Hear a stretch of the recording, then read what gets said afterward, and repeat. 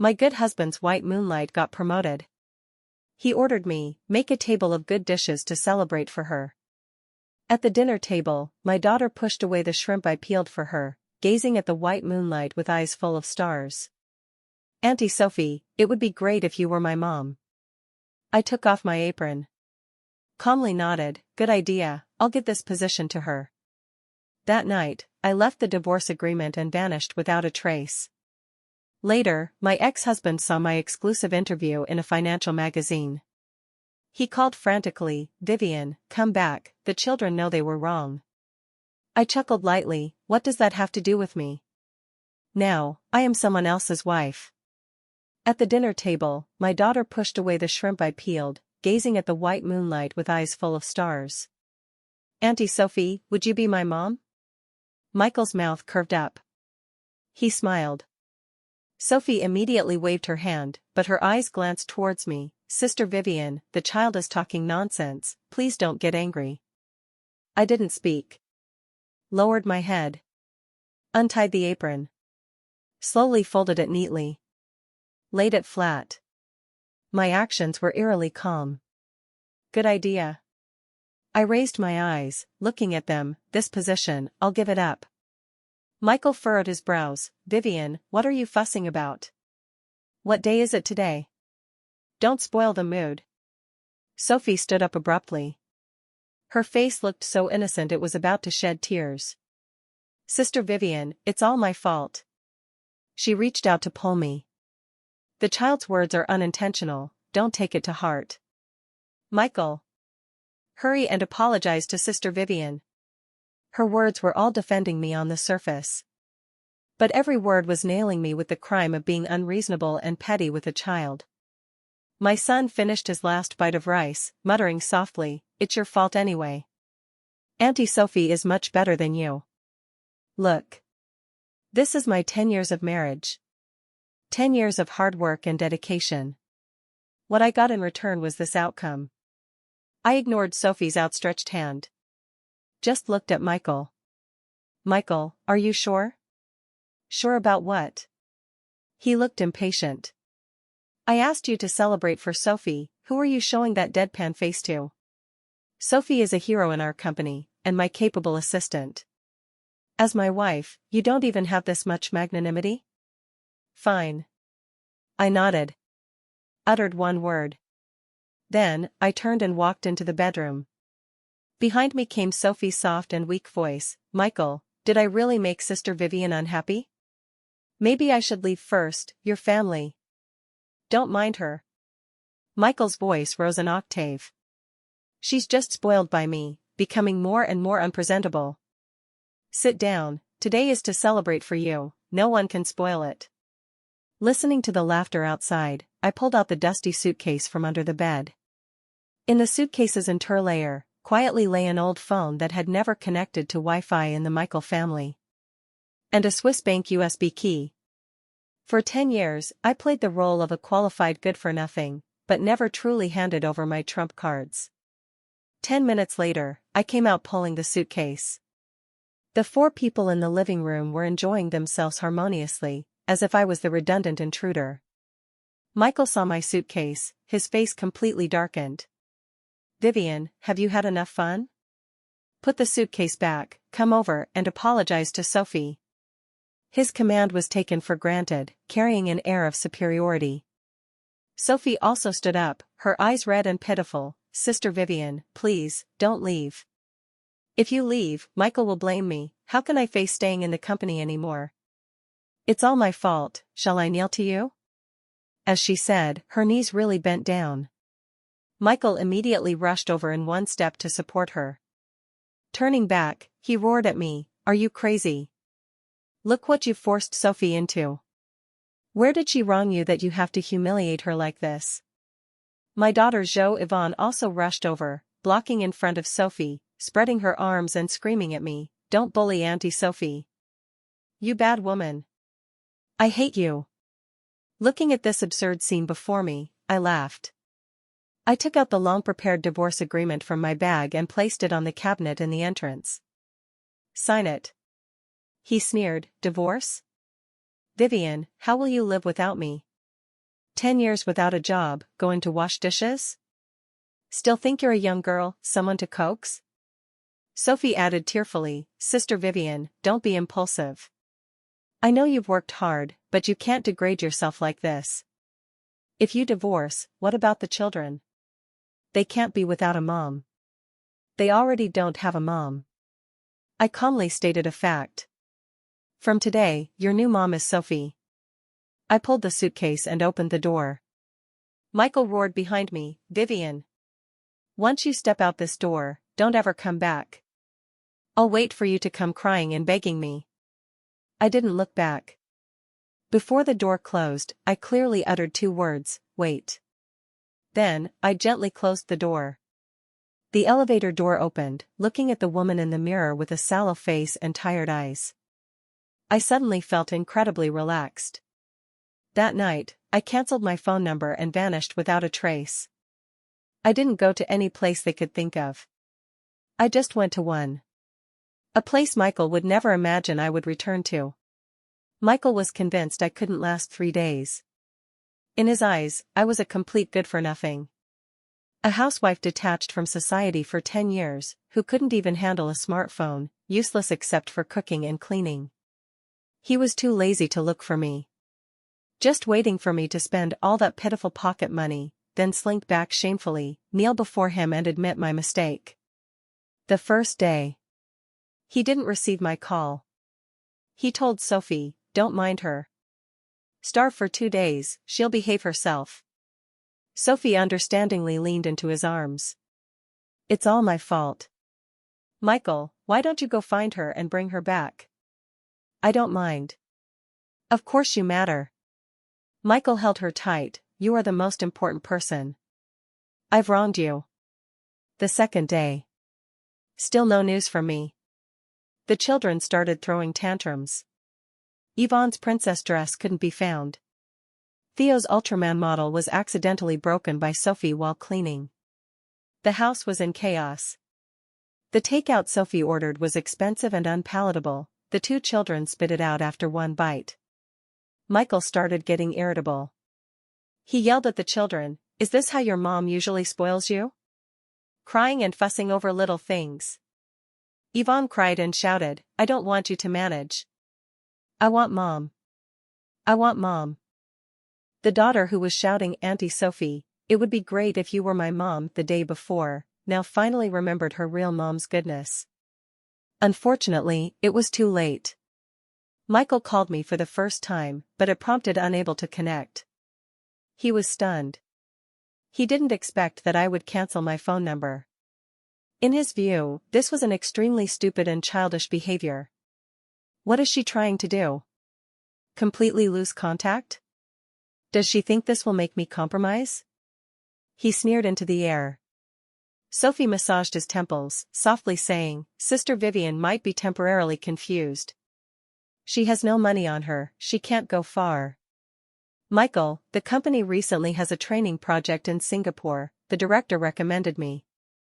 Go. Michael agreed without thinking. I can handle the home. Your resume is important. He began recalling the bits and pieces of us together. We were university classmates, I was once the brightest pearl in the department, with countless suitors. But I fell for Michael, who came from a poor background but was brilliantly talented. After graduation, I gave up guaranteed postgraduate recommendation and offers from foreign prestigious schools, accompanying him to start a business. In the company's toughest times, I used the inheritance left by my father to fill the funding gap. I accompanied him to run business, drinking until gastric bleeding. When the company stabilized, I got pregnant. He said, Vivian, you've worked too hard. Now the company is stable, go home and rest well, give me a chubby son, I'll support you from now on. I believed him. I returned to the family, becoming the unsung woman behind him.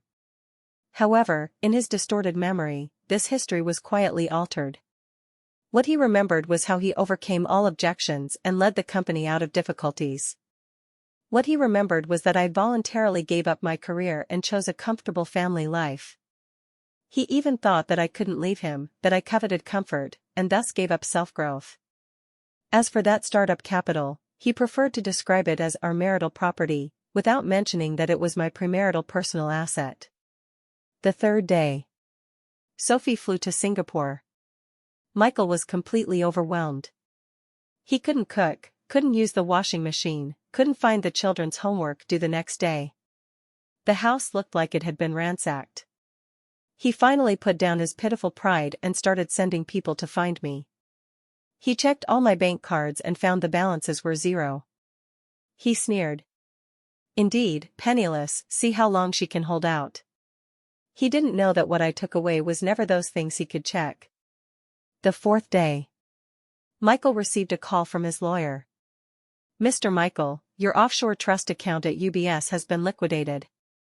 According to the agreement, Ms. Vivian, as the sole authorized executor, has the right to independently dispose of the account after confirming your marital infidelity.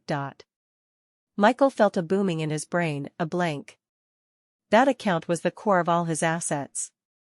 It was his hidden pocket money for many years. It was his last fortress to avoid risks. He always thought that the control of that account was firmly in my hands, and I was just a tool who only signed. He roared into the phone, what specific conditions? On what basis did she liquidate my account? The lawyer's voice was calm and formulaic. Agreement Clause 3.1.4, if you are unfaithful in marriage, and confirmed by a third-party notary, Ms. Vivian gains independent disposal rights. We received the notarized intimate photos of you and Miss Sophie issued by the Swiss Fairmont Notary. Michael hung up the phone, his body ice cold. He remembered. That authorization document full of English was signed when I was 7 months pregnant, coaxed by him. At the time, he said, "Wife, this is the education fund prepared for our children, in your name, to make you feel at ease." He never imagined that I had buried such a mine in it. What he couldn't imagine more was who took those photos. Michael rushed into the study like crazy. He violently tore open the deepest folder in the safe, trembling hands pulling out that English authorization agreement.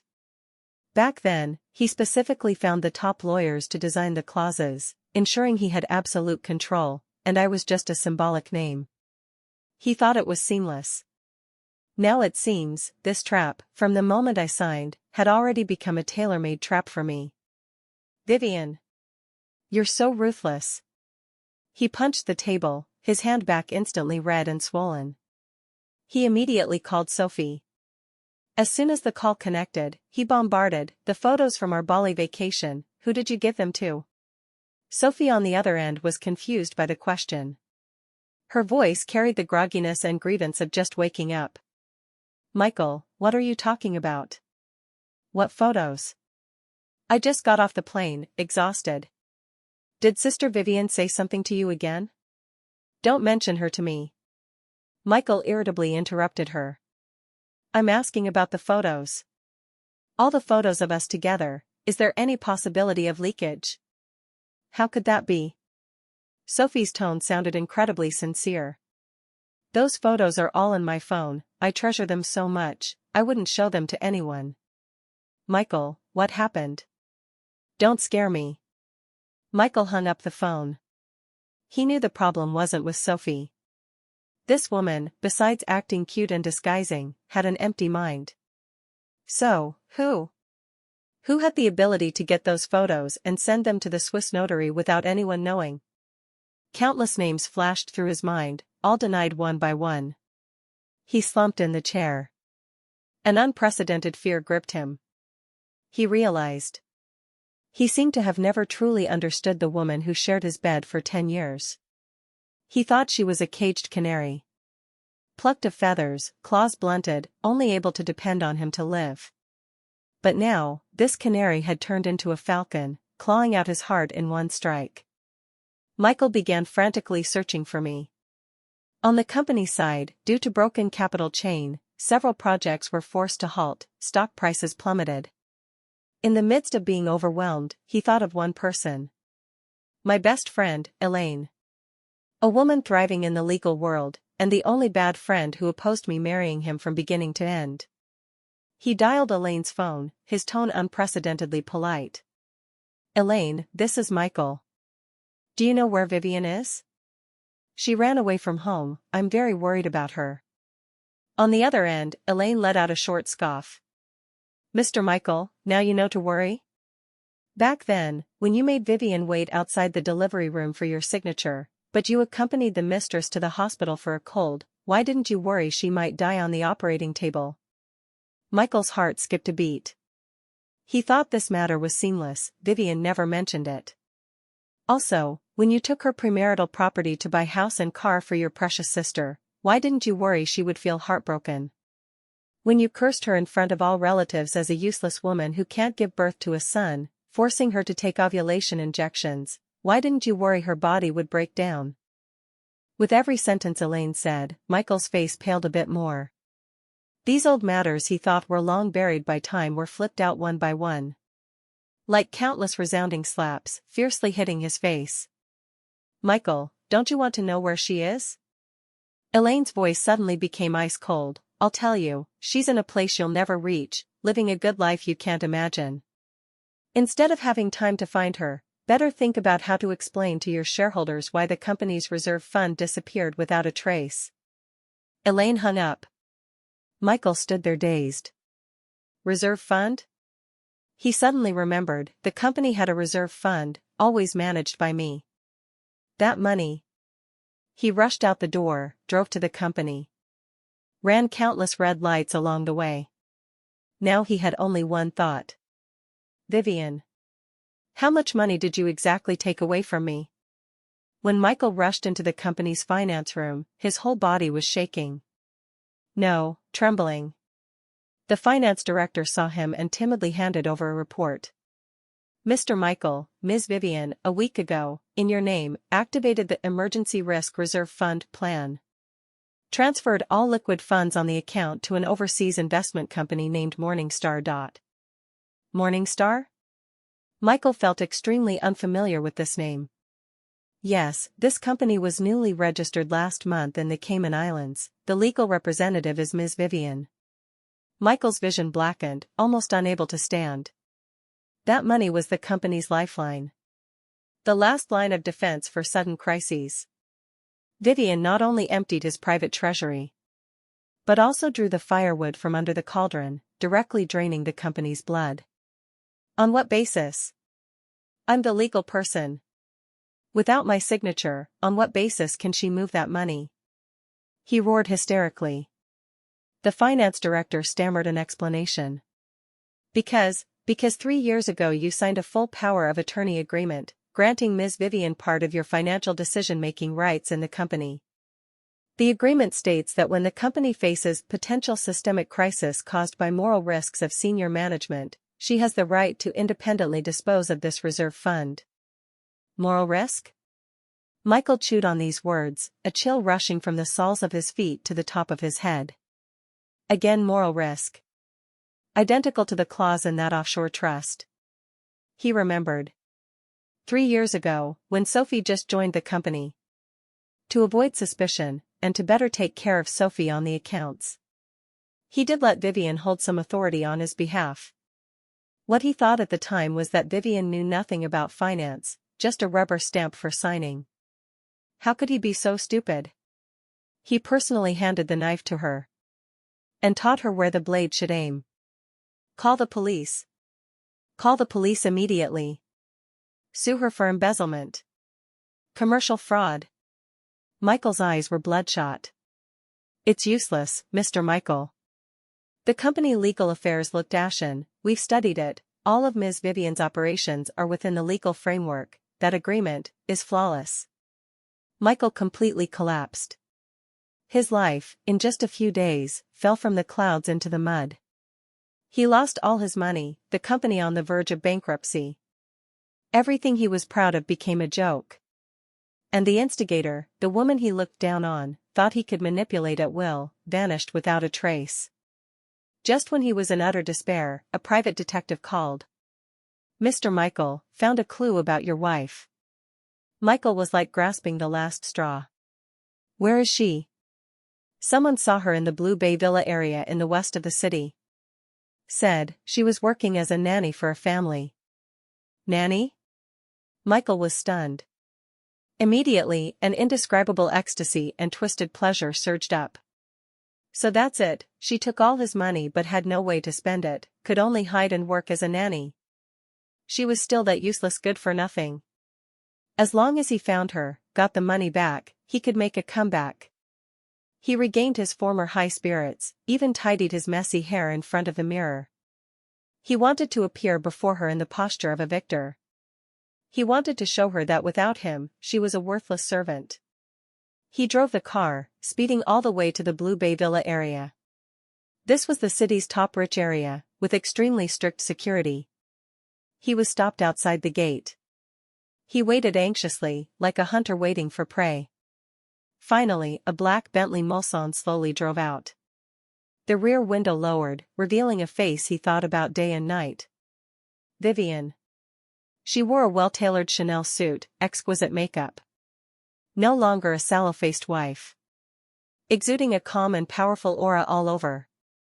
A handsome and elegant man was turning his head saying something to her, his eyes full of appreciation and gentleness. That man was Lucas, the rising investment star in the financial world. Michael's brain was blank. Nanny? This is what they called a nanny? He rushed over like crazy, banging on the car window and hoarsely roaring, "Vivian!" The car stopped. She turned her head, her gaze calm, like looking at a speck of dust. Lucas asked softly, "Jean, do you know him?" Michael stared at her deadly, waiting for her panic. But, no. Vivian's red lips parted lightly, uttering a few words. "Don't know him.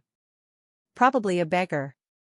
My voice was light, but like a needle, piercing Michael's last layer of self-respect. The Bentley slid away silently, leaving him alone stiff in place. Like a clown abandoned by the whole world. Inside the car, Lucas looked at the rearview mirror, really not going down to chat more? He looks quite pitiful. Pitiful? I withdrew my gaze, arranging the shawl on my shoulder. Lucas, snakes look pitiful when frozen stiff. Lucas laughed. Okay, as you say. But your move of drawing the firewood from under the cauldron plus golden cicada shedding its shell is played beautifully. I guess he wants to die now. Die? I looked at the rapidly receding street scene outside the window, my voice calm. That would be too easy on him. This month, I hardly closed my eyes. From a housewife isolated from the world for 10 years, back to the Vivian who makes decisive kills in the business world. This process was like scraping poison from the bone. The first day I left the Zhou family, I contacted Lucas. He was my university senior. After I chose Michael back then, the only one who said to me, "If he bullies you, come find me anytime." In these 10 years, we had almost no contact. But when I dialed that number etched in my heart, he only said one word, "Wait for me." Half an hour later, he appeared before me travel-worn. I laid out my plan completely. Including those angel investments I did overseas with pocket money hidden from Michael, and all the escape routes I paved for myself. After Lucas heard, the shock in his eyes slowly turned into pure admiration. "Vivian, you're a genius. Michael had such a treasure like you but didn't know, he's simply the stupidest man in the world." "No, he's not stupid." I looked at him, correcting. "It's arrogance. In his world, women are just appendages, reproductive tools, nannies." He never thought that a nanny could have her own thoughts. Lucas mobilized all his connections, helped me integrate all resources, and established the Morning Star Investment Company. The money I took from Michael, not a penny more or less. All was the startup capital I invested in his company back then, plus the investment returns calculated at the highest industry standards over these 10 years. What I took back was just what originally belonged to me. I worked day and night, familiarizing with the ever-changing financial market, studying mountains of business reports. The physical fatigue was far less than the mental torment. I often woke up in the middle of the night, thinking of Yvonne and Theo. Remembering when they were little, snuggling in my arms, calling Mom in milky voices. My heart would ache until I couldn't breathe. But I knew, I couldn't turn back. Every softening was cruelty to myself. Every wavering, Michael and Sophie's faces would clearly emerge before my eyes. Joe Yvonne's sentence, Auntie Sophie, it would be great if you were my mom, like a thorn that could never be pulled out, stuck in my heart. I must win. Not for anyone, only for myself. I want all those who look down on me to see that I, Vivian, am not someone's wife, not someone's mother, I am me. I left Michael not because I had no way out, but to pursue my own splendid future. Soon, new news came from Michael's side. His company's stock price plummeted, several major shareholders united to force him out, demanding he take responsibility for the capital deficit. He was overwhelmed, seeking loans everywhere, but hitting walls everywhere. When the wall falls, everyone pushes. The business world is that realistic. How glorious he was in the past, how down and out he is now. And I, as the founder of Morningstar Capital, high profile, accepted an exclusive interview from a top domestic financial magazine. I deliberately chose a media that Michael would never think of. The interview title, drafted by Lucas, dormant for 10 years, astonishing the world, unveiling the legendary life of the billion-dollar female trader Vivian. I knew Michael would definitely see it. I want him to see with his own eyes what exactly he threw away. The day the interview was released, my new phone was blown up. Countless unknown numbers sending various messages. Shocked, flattering, networking. I ignored them all. Until a video call came in. It was my daughter, Joe Yvonne. I hesitated and answered. In the video, Yvonne's face had thinned a circle, eyes red and swollen. Seeing me, she burst into tears. Mom. Why don't you want me? Where did you go? I miss you so much. My heart suddenly tightened. Yvonne cried breathlessly, Dad's company is going down. He drinks every day. Auntie Sophie ran away. The home is a mess. Mom, come back please? I'll never say those words again. I only want you as my mom. I looked at the screen, didn't speak. The lens suddenly shook. Michael's face squeezed in, full of bloodshot. He hoarsely roared, Vivian. Are you satisfied? The home is destroyed.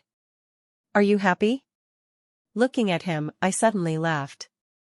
Michael, you're wrong. The home wasn't destroyed by me. It was you, who personally gave it away. My words, like knives. Precisely piercing Michael's most vulnerable nerves. He was stunned in place, the anger on his face instantly solidified, replaced by a huge panic and bewilderment. What did you say? I said, I enunciated each word, voice clear and indifferent, when you, for another woman, tacitly allowed the children to humiliate me, this home was already broken. I just cleaned up the ruins. On the other end of the video, Yvonne's crying grew louder. I could see Michael's hand shaking, he wanted to refute, but couldn't find any words. Because what I said was fact. Vivian. What more do you want? You took the money. You destroyed the company. Isn't that enough? He was furious, but only impotent. What do I want? I countered, Michael, the Tianshu plan is about to expire, right? The Tianshu plan was his ambitious work to impact the industry leader position. For this, he signed a devilish gambling agreement. If the project failed, he not only had to compensate 3 times the investment, but also lose control of the company. His face turned pale, none of your business. Oh? Is it? I chuckled lightly, coincidentally. The Yaoguang project that crushed Tianshu, the boss is me. Michael was struck by lightning.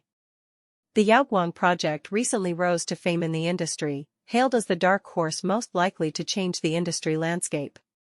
He never dreamed that behind this dark horse was me. You. He pointed at me on the screen, lips trembling, those technical plans, were you? Yes.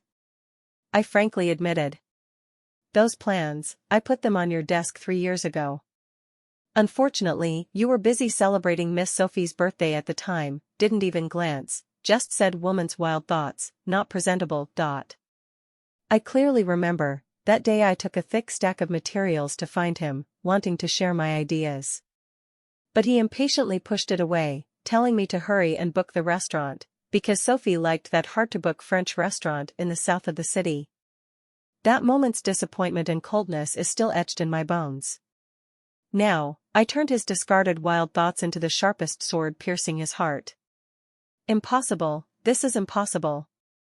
Michael muttered to himself, completely falling into self-doubt. His proud business acumen and professional judgment were shattered in the face of cruel reality. He finally realized that what he missed was not a plan, but a person who could create an entire empire for him. I didn't want to waste more words with him, prepared to hang up the video. "Mom! Don't hang up!" Yvonne's shrill cry came. "Mom, I was wrong. Come back. I'll listen to everything you say. I'll help you scold Dad. Hit the bad auntie. Please." The child's words, like knives. She thought this was just an ordinary quarrel. As long as she stood on the right side, she could get her mother back. She didn't understand, some things, once broken, can never be pieced back. My heart softened for a moment, but reason quickly took over. "Yvonne, if you do something wrong, you have to bear the consequences. That's what I taught you, isn't it?" After saying that, I hung up the phone and blacklisted that number. The office was dead silent. Lucas stood at the door at some point, handing me a cup of warm water. "Are you okay?" I took the water, shook my head. "Fine. He's doomed." Lucas said, "The core algorithm of Yaoguang is at least 2 generations ahead of them. He has no chance of turning the tables. What I want is not for him to lose." I looked at the bustling traffic outside the window, voice very light. "I want him to have nothing." In the following days, Michael completely went crazy. He tried every way to contact me: apologies, repentances, curses, threats. Various messages surged through different channels, all intercepted by my assistant one by one. All in vain.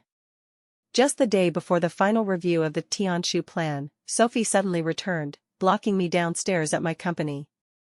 She pretended to touch her belly, showed the report, smugly. "I'm pregnant with Michael's son. The Zhou family's heir. You can't beat me." Sophie's face had a triumphant smile. I almost laughed out loud. At this point, she still thought a so-called son could be her trump card to turn the tables. Her cognition was still stuck in feudal dynasty house fighting dramas. "So what?" I looked at her with interest. "What do you want to say?" "Let me spare him for the child's sake, return Michael to you." "I'm not begging you." Sophie raised her voice, as if this could give her more confidence. "I'm here to notify you. Vivian, you'd better stop now, divorce Michael, return what he deserves. Otherwise, don't blame me for mutual destruction." "Mutual destruction?" I repeated these 4 words, finding it somewhat amusing. "Miss Sophie, you might have some misunderstanding about your position. The current situation is a game between shark and shrimp. You little shrimp, what do you have to talk about mutual destruction with the shark?" My contempt completely enraged her. "Don't be smug." She screamed incoherently. "What do you think you are? A sallow-faced wife abandoned by a man? Even if you have some stinking money now, so what? You can't tie a man's heart. Michael loves me. When he's with me, he's the most relaxed and happy. With you, he only has repression and irritation." The hall was bustling, many people attracted by the quarrel here, casting curious glances. Sophie seemed to enjoy this attention, speaking even more vigorously. "Do you know? Every time after marital life with you, he has to shower immediately. He says he finds you dirty. He says your body is like a stagnant pool, making him nauseous." These words were extremely vicious. If it were a month ago, I would probably collapse on the spot. But now, I just found her noisy. I took out my phone from the bag, pressed record. "Speak, continue cursing." She chattered on, words vicious. After cursing, I softly countered, "Michael's sperm vitality is 0, how did you get pregnant? Harder than winning the lottery, right? Did he tell you about this?" The color on Sophie's face faded visibly. You're nonsense. You're slandering. She screamed, but her voice carried obvious panic. Whether I'm nonsense, wait until the child is born, do a paternity test and you'll know. I put away the phone, stepped closer to her, lowered my voice, but, I guess you won't wait until that time. Miss Sophie, do you know how many years slander and commercial espionage add up to? Sophie's body began to shake. I don't know what you're talking about. No problem, my lawyer will let you know. I smiled at her. Also, the data you stole to Singapore is fake. Thank you for helping me crush the opponent. Sophie was completely dumbfounded. She looked at me, eyes full of fear and disbelief. She always thought she was the smart one controlling the overall situation, but didn't expect that from beginning to end, she was just a pawn on my chessboard. A pawn, discarded after use. You. She pointed at me, couldn't say a word, then her eyes rolled back, and she fell straight backward. I sidestepped, letting her fall on the cold hard marble floor. Surrounding came a burst of exclamations. I didn't look back, walked straight out of the building. Getting in the car, I sent that recording just now, along with the photo of Sophie's pregnancy report, to one person. Michael's mother. That mean old lady who disliked me from the first day I entered, always saying my belly was useless, praising Sophie as the model future daughter-in-law. I sent a text, Mom, congratulations, you're about to hold a grandson soon. However, suggest before preparing his full moon banquet, confirm first whether he surnames Zhou or not. After doing all this, I started the car. Tomorrow is the doomsday of the Tianshu plan. Also Michael's judgment day. The final review meeting of the Tianshu plan became a complete farce. The final plan prepared by Michael was pointed out on the spot by the judges to have fatal logical flaws and data fabrication.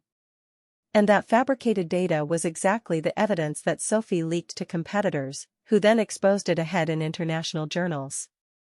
Michael was speechless. The investors announced on the spot to activate the gambling agreement, not only withdrawing all investments, but also requiring Michael to compensate 3 times the breach penalty. His company's controlling rights changed hands overnight. He went from a glamorous listed company boss to a pauper burdened with huge debts.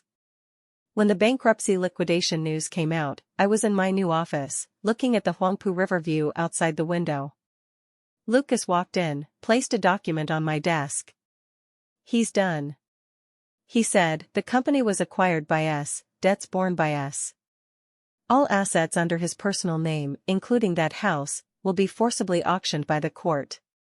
I nodded, expected result. What about his mother? I asked. Lucas's expression became somewhat strange. His mother, after receiving your message, immediately rushed over, and fought with Sophie in the hospital. It said Sophie miscarried. Later checked, the child wasn't Michael's at all. Then what? Then the old lady was so angry she had a stroke, now hemiplegic lying in the hospital. Michael sold the last bit of jewelry, barely paying medical fees, already overwhelmed. I was silent, no comment. Pitiful people must have hateful aspects. All this was their own doing. At this time, my private phone rang. A familiar number jumped on the screen. I answered. On the other end was Michael's hoarse, broken, despair-filled voice. Vivian, come back, the children know they were wrong. His voice carried sobs, humble like a dog. Yvonne and Tian, they think of you every day. Yvonne's grades plummeted, Tian fights with people at school, they can't be without you, this home can't be without you. He was still using the children and home to kidnap me. Really pathetic and ridiculous. I chuckled lightly, the voice transmitted clearly to his ear through the waves. What does that have to do with me? On the other end, dead silence. I could imagine his stunned, incredulous expression at this moment. I leisurely uttered the line I prepared for him for a long time. Now, I am someone else's wife. No. Impossible. He finally exploded, hysterically roaring, you're lying to me. Vivian, you bitch. Are you with that Lucas? I should have killed him back then. Think whatever you want. My voice still calm. Michael, the game is over. From the day you made me prepare the celebration banquet for Sophie, we were over. I hung up the phone, dragged him into the blacklist. The world finally quieted down. A few days later, the financial magazine's cover feature interview was officially released. I, Vivian, as the founder of Morningstar Capital, appeared formally in the public eye for the first time. In the magazine, I wore a sharp white suit, sharp eyes, full aura. The report detailed how I used 10 years, under the cover of a housewife identity, to complete primitive capital accumulation and business layout, and how in just a few months, I overturned the industry landscape in one fell swoop. I became a legend. A queen who crawled out from the grave of marriage, reborn from fire. When Michael saw that magazine, it said he was queuing at the hospital's payment window. He stared at my photo on the cover, for a very long time. Then, like crazy, he rushed out of the hospital. He found my company. This time, he wasn't stopped downstairs. I let the security let him up. I wanted to see him, see this man I personally destroyed, his final appearance. He rushed into my office, the whole person emaciated, eyes full of bloodshot, clothes dirty and wrinkled, emitting a sour stench. He and I, one in the clouds, one in the mud. Vivian. He looked at me, voice trembling, eyes full of regret, pain, and unwillingness. Why did you do this to me? He asked the stupidest question. I stood up, walked to him. Michael, 10 years of marriage, all the gifts you gave me added up to less than 10,000 yuan. And the first bag you bought for Sophie was a 200,000 yuan Hermes. When I had difficult labor with Yvonne and massive bleeding, you waited impatiently outside the operating room, received Sophie's call saying she had a fever, you left immediately. Leaving me alone, struggling on the line between life and death. When my dad passed away, I wanted to go home for the funeral, you said Theo was small and couldn't leave, told me not to fuss. Then, you took Sophie and Yvonne, flew to the Maldives for a half-month vacation. With each thing I said, his face paled more. These details he had long forgotten, for me, were Lingqi etched in my bones. So, asking why? I laughed. Looking at him, enunciating, you deserve to die. These 3 words, I uttered extremely lightly. Like a feather, floating down. But smashed Michael's whole person to pieces. He staggered back 2 steps, hit the bookshelf behind, making a muffled sound. He opened his mouth, wanted to say something, but couldn't utter a word. Yes, what could he say? Everything I said was fact. All causes he planted himself. Now, he was just tasting the fruit he brewed. Vivian. I was wrong. I really was wrong. He finally found his voice, tears and snot smeared his face, the whole person like a dog with bones drawn out. Let's remarry, go back to the past. I'll give you my life. He pounced over, wanting to grab my hand, avoided by me in disgust. Go back to the past? Looking at his pitiful and despicable appearance, I only felt nauseous. Michael, have you forgotten, you now have nothing? What do you have to give me?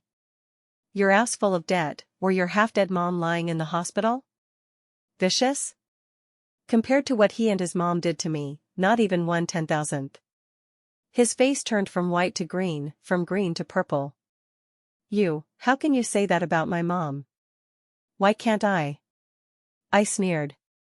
When she forced me to take ovulation injections, saying I'm useless for not giving birth to a son, where were you? When she pointed at my nose, cursing my parents for giving birth to a hen that doesn't lay eggs, where were you? Now, in this appearance abandoned by the world, you come to lecture me on filial piety? Don't you think you look like a joke? Michael was blocked speechless. He only now discovered that in verbal disputes, he was never my opponent. In the past, I just yielded to him. The children. He played his last card, also the one he thought most effective, for the children's sake, they are innocent. Innocent? I laughed, when Joe Yvonne pointed at my nose, telling me to get out, letting her future Sue-mom move in. She wasn't innocent at all. When Theo said my cooking isn't as good as takeout, Auntie Sophie is 10,000 times better than me, he wasn't innocent either. They are your children. Flesh fallen from your body. He roared. So, I didn't let them beg. I sat back in my boss chair, looking down at him. I hired the best nanny for them, paid the most expensive private school tuition for the next 10 years, and set up a trust fund for them. As long as they don't cause trouble every day, this money is enough for them to live worry-free until adulthood. I fulfilled all a mother's responsibilities, legally and morally. As for love and companionship? Sorry, that's too luxurious. They themselves threw it away. Michael was completely desperate. That sour stench, mixed with the breath of despair, polluted the white tea and ginger flower fragrance in my office. I pressed the intercom. Security, please escort this gentleman out. In the future, don't let him step into this building again. He no longer struggled, just looked at me with a dead silent gaze. At the moment before being dragged out of the office, he suddenly spoke, voice so light almost inaudible. That stone, do you still keep it? My heart, like lightly hit by something. That stone was picked at the seaside during our first and only family trip. A very ordinary pebble. Yvonne and Theo drew crooked suns and smiling faces on it. The day I left it on the entrance cabinet. I didn't answer him. Security dragged him out, the office door slowly closed. The world restored quiet again. I opened the bottom drawer of the desk. In the corner of the drawer, quietly lay a small stone. Not the one I left. It was the one Theo secretly gave me later. On it was drawn a moon, under the moon, a small crying matchstick figure, beside it 2 words, Mom. I picked up that stone, held it in my palm. Hard. Heavy. Just like my heart at this moment. Lucas walked in at some point, holding 2 tickets. Vienna Philharmonic concert tonight, go? I looked at him, the gentleness and expectation in his eyes, something I never saw in Michael's eyes. I put the stone back in the drawer, closed it. Then, I stood up, walked towards him. Sure. I said. 1 year later, my company headquarters relocated, held a grand celebration party by the Huangpu River. I wore a red long dress, as the host, shuttled among the guests. Lucas always accompanied me, as my male companion. Halfway through the party, I walked to the terrace to breathe. The evening breeze blew, the river surface reflected the brilliant lights on both shores, breathtakingly beautiful. Lucas put a coat on me from behind. What are you thinking? He asked. Thinking, a year ago today, I was still in that small kitchen, sweating profusely for a celebration banquet that didn't belong to me. I sighed. It's all past. He held my hand. From now on, in every celebration banquet of yours, the protagonist will only be yourself. His hand was warm, palm dry, and strong. I held back. At this moment, from the corner of my eye, I glimpsed a familiar yet strange figure. An incongruous, humble shadow. In a corner not far from the party entrance, Michael stood there. He wore a washed-out cheap suit, hair combed meticulously, but his figure still thin. He had no qualification to enter. He stood far away. Across the sea of people. Looking at me. In his eyes, regret. Envy. A despair that didn't even dare to jealousy. Perhaps not. I showed nothing. No nod, no dodge, not even a ripple of emotion. Like looking at a complete stranger. No. A stranger could still catch the eye. But he was just an insignificant stain on the background. I turned around, completely throwing that direction behind. I linked arms with Lucas, smiled brilliantly. The smile brighter than the myriad lights behind. Let's go, our party just started. Lucas looked at me, the light in his eyes amazingly bright. Okay. We turned, walked side by side into that brilliant world belonging to me. I knew. From this moment, my life truly began.